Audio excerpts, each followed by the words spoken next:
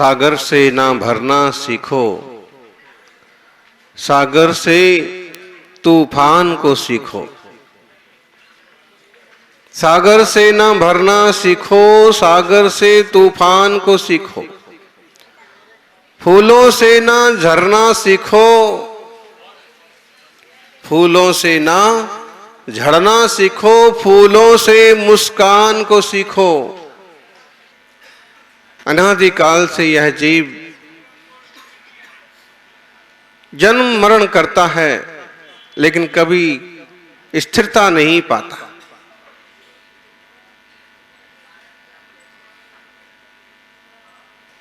स्थिरता कहां मिलेगी? संसार में कहीं स्थिरता मिलने वाली नहीं है। अभी पद विहार में हेमचंद्राचार्य मिले और उन्होंने कहा, महाराज जी यहीं पूरे संघ के साथ स्थिर वास करो, कम से कम 7 दिन अयोध्यापुरम में स्थिर वास करो। हमने उनको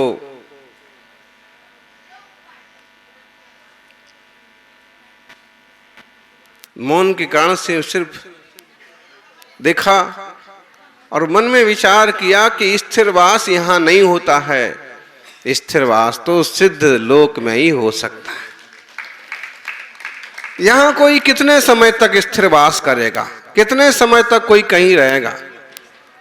अभी कुमार भाई कह रहे थे कि यहीं शीतकाल, यहाँ के लोगों का आग्रह है कि यहीं विश्राम हो, यहीं स्थिरवास हो। कितना समय तक होगा बताओ, बोलो बागड़िया जी। शीतकालीन वाचना तो कितने समय तक होगी? महीने, 2 महीने, 15 दिन, 20 दिन, साल भर, 2 साल मान लो, लेकिन स्थिर वास तो नहीं हुआ, फिर भी तो जाना ही पड़ेगा। अच्छा, कोई व्यक्ति कहे कि हम तो एक जगह घर बना के रहेंगे, कितने साल तक रहोगे? 70, 80, 90, 100, 200? बोलो कौशिक भाई, कितने साल तक रहेंगे?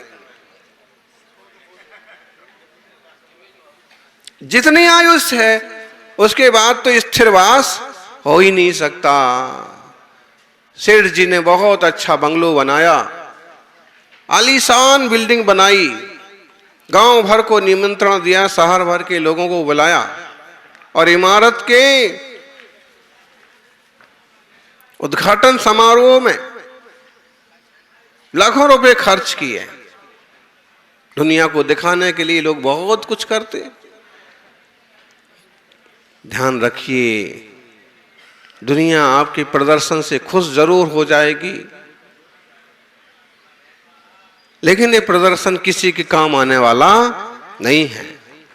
लेकिन अगर धर्म प्रभाव ना करोगे और लोग धर्म से जुड़ेंगे तो लोगों का कल्याण जरूर होगा। इसलिए धर्म प्रभावना में सेठ जी ने कहा कि आप सब उपस्थित हैं, ये हमारा सौभाग्य है। जैसे अभी आप सुन रहे थे ना कि बाहर से पधारे हुए सभी, स्वागत भी है और आभार भी है कि इतनी दूर दूर से पधारे।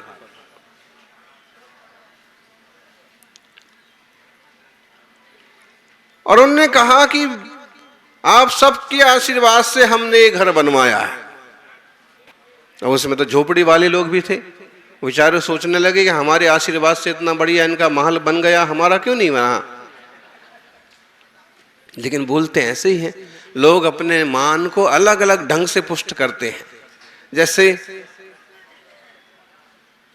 जैसे आप वो परिचय देंगे कि बस ये आपका ही घर है, जैसे ये आपका ही बच्चा है।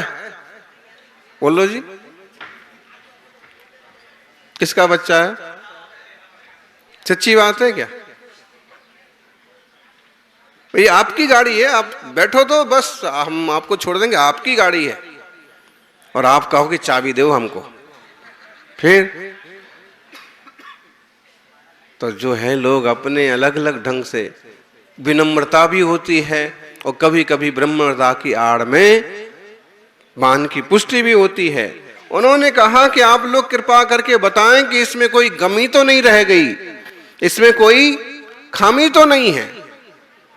बड़े बड़े लोगों ने कहा कि क्या कमी है इसमें, इतना सुंदर घर, इतने आलीशान दरवाजे, इतनी सुंदर कंगूरे, इतनी बढ़िया खिड़कियां, इतना अच्छा रंग रोगन, वास्तु के हिसाब से तो 1% भी कमी नहीं है। तभी एक धर्मात्मा खड़े हो गए, ब्रह्मचारी जी, और उन्होंने कहा कि सेठ जी मुझे इसमें 2 गलती नजर आती हैं, 2 कमियां नजर आती हैं। एक तो ऐसा वक्त आएगा कि ये महल नहीं रह जाएगा, और दूसरी कमी ये है कि एक समय ऐसा आएगा कि इसमें रहने वाला भी नहीं रह जाएगा।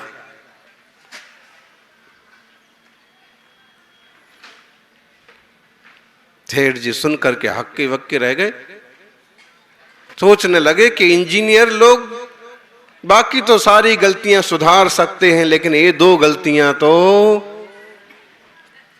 कोई नहीं सुधार सकता। समुद्र की आती जाती तरंगों को रोका कैसे जा सकता है? सागर से नाव भरना सीखो, सागर से तूफान को सीखो।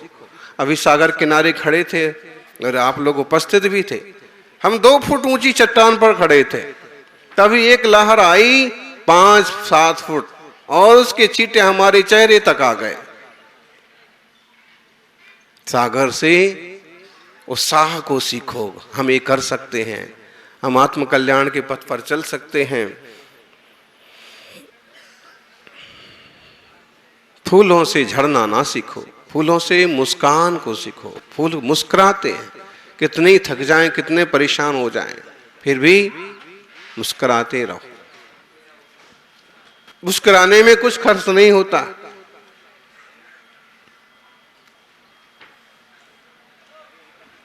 सूरज से ढलना नहीं सीखो। लोग सनसेट देखने जाते हैं, अरे सनराइज देखना हो, सनसेट देखना हो तो यहां आके देखो। सागर किनारे घोघा अतिशय तीर्थ पर रतन दीप के इस मंगलमय परिसर में। लोग कहते हैं आप रतन दीप क्यों कहते हैं? अगर आपको इसका पूरा पूरा इतिहास ज्ञात नहीं है तो शास्त्रों में जो लिखा है वही मानना पड़ेगा। घोघा कह रहे हैं किसी जमाने में हो गया होगा, लेकिन यही रतनदीप है। और यही तैर तैर करके श्रीपाल महाराज पहुंचे होंगे। अगर इससे ज्यादा प्रमाण किसी के पास हो तो आके बताएं, तो वो बात मान जाएंगे हम। बाकी जो कुछ उपलब्ध है कि सागर किनारे ऐसा इकलौता और अद्भुत जिनालय तो यही है, इससे तो ऐसे ही लगता है। और यहाँ भट्टारकों ने, यहाँ पूर्व के पुरखों ने कुछ चिन्ह भी बनाए हैं, छोड़ रखे हैं कि यहाँ सहस्त्रकूट भी है, यहाँ पर वर्षों पुरानी प्रतिमाएं हैं। कुछ जिन बिंब तो ऐसे हैं जिनमें कोई सन संबत का सारा भी नहीं है, तो ऐसे लगता है चौथे काल की प्रतिमा हो। तो मानना तो पड़ेगा। देखिए श्रद्धा का विषय है, हर चीज प्रैक्टिकल मुश्किल होती है। तो ये यहां आप देखिए, अक्सर कर आपको चांद और सूरज पूर्णिमा के आसपास आपको चांद और सूरज आमने सामने दिख जाएंगे। एक सागर के किनारे पर डूब रहा है, दूसरे सागर किनारे से उग रहा है। और सुबह सनराइज देखो, और हम ये कल्पना कर रहे थे जैसे सूरज उदित होता है वैसे मेरा आत्मा भी परम पवित्र होता हुआ सिद्ध दशा को प्राप्त हो। सौभाग्यशालियों, सूरज से ढलना नहीं, सूरज से उत्थान सीखो। स्थिरवास सीखना है तो सिद्धों से सीखो। और कहां, ये तो यात्रा है। अब यात्रा में भले यहां रुक जाएं महीने 15 दिन, भले आगे रुक जाएं, लेकिन चलते रहना है। 4 गति में परिभ्रमण तो बहुत हो चुका, अब अंतर्मुख होने का पुरुषार्थ करना है। आत्मार्थियों, डिब्बे में रखी मिठाई, डिब्बे की कीमत तब तक है जब तक डिब्बे में मिठाई है, और इस देह की कीमत तब तक है जब तक देह में आत्मा है। मिठाई की दुकान से बढ़िया पैकेट खरीदा और लेके चले कौशिक भाई, रसगुल्ला बड़ा वाला। रसगुल्ले में मिठास है और उसको अच्छी तरह से पैकेट में बंद करके दिया। पैकेट खुश हो गया जैसे ही उसे सम्मान के साथ उठाया। वो जो प्लेट थी ना कागज का, उसका रखने का बॉक्स, और उसको बहुत संभाल करके उठाया, बहुत सम्मान के साथ रखा, और घर पहुंचते पहुंचते फूट ना जाए, दब ना जाए, पूरी कोशिश से उसको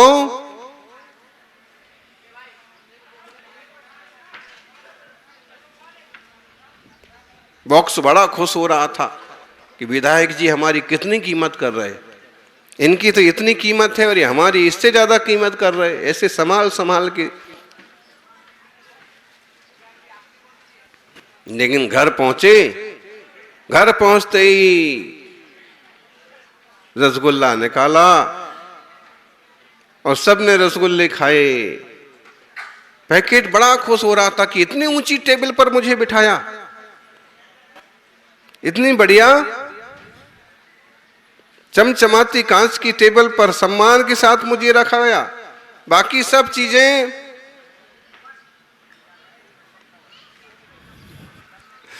बाकी सब चीजों पर किसी की नजर नहीं है और मुझ पर सबकी नजर है। लेकिन जैसे ही उसमें से रसगुल्ले खत्म हुए, कैसे उठाया, मरोड़ा और खिड़की में से, अब उसको पता पड़ा कि कीमत जो है मेरी नहीं थी, कीमत तो रसगुल्ले की थी।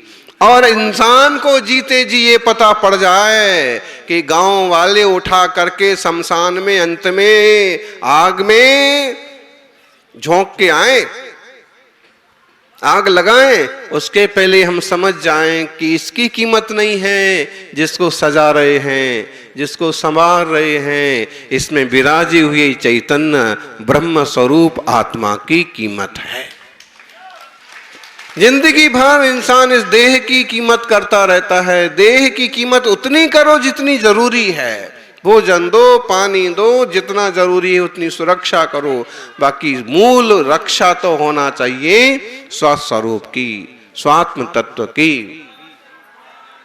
और इस बात को समझा तीर्थंकर ऋषभ देव ने, पूज्य भगवंतों ने, मुनिराजों ने, और उनने निरंतर अपने आप को निखारने का पुरुषार्थ किया।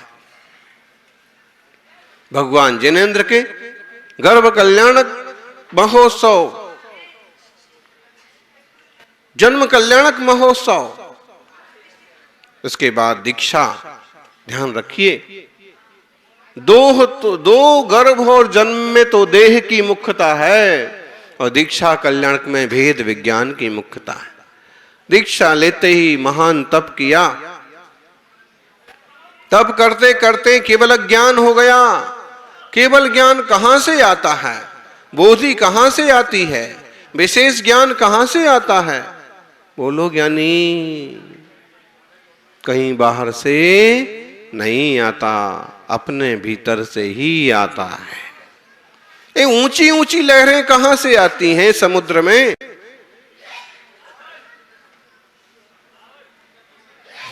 कहां से आती हैं चुल्लक जी? ऊंची ऊंची लहरें समुद्र में से ही आती हैं। ऐसे ही ज्ञान की तरंगे हमारे ज्ञान स्वभाव में से ही आती हैं। इस ज्ञान स्वभाव को जो जानते हैं, इस ज्ञायक को वो जानते हैं, वे शायोपशम ज्ञानों के स्तर से ऊपर उठ करके केवल अज्ञान रूपी दशा को प्राप्त कर लेते हैं। सबके नहीं होते हैं किस लॉन्च। मोक्ष मार्ग पर जो बढ़ने की हिम्मत दिखाते हैं उनके ही केस लॉन्च होते हैं। कैसा वैराग्य का भाव, कैसा भेद विज्ञान, संसार शरीर भोगों से विरक्ति का भाव जब पैदा होता है तब मोक्ष मार्ग का प्रारंभ होता है।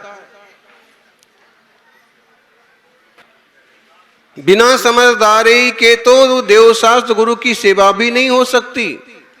जब तक जीवन में थोड़ी समझदारी ना आए तब तक मुनियों की सेवा भी नहीं हो सकती, वैरागियों की वंदना भी नहीं हो सकती। वो भी तब होती है जब अंतरंग में सद्बुद्धि आए। लोग बहाने बनाते हैं, समय नहीं है।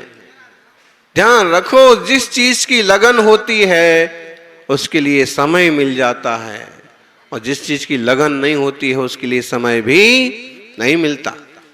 कौशिक भाई बैठे हैं और हर रोज लगभग चातुर्मास भर एमएलए होने के बाद भी, बड़ा विस्तार होने के बाद भी समय निकाल ही लेते थे देव दर्शन के लिए।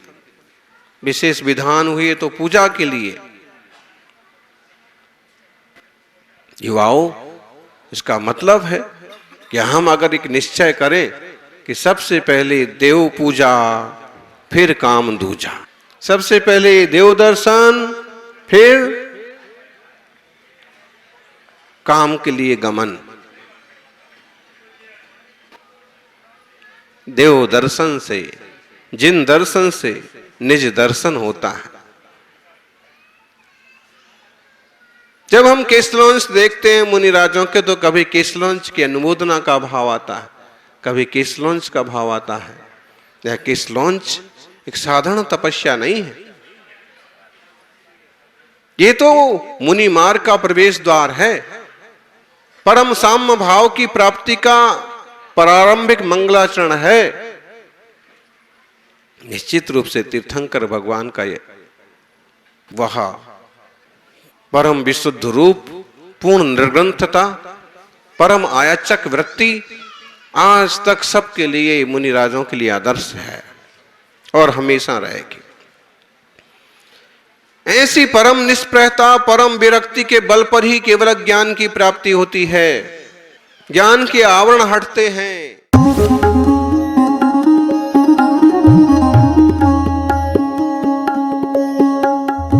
विद्या ग्रंथ की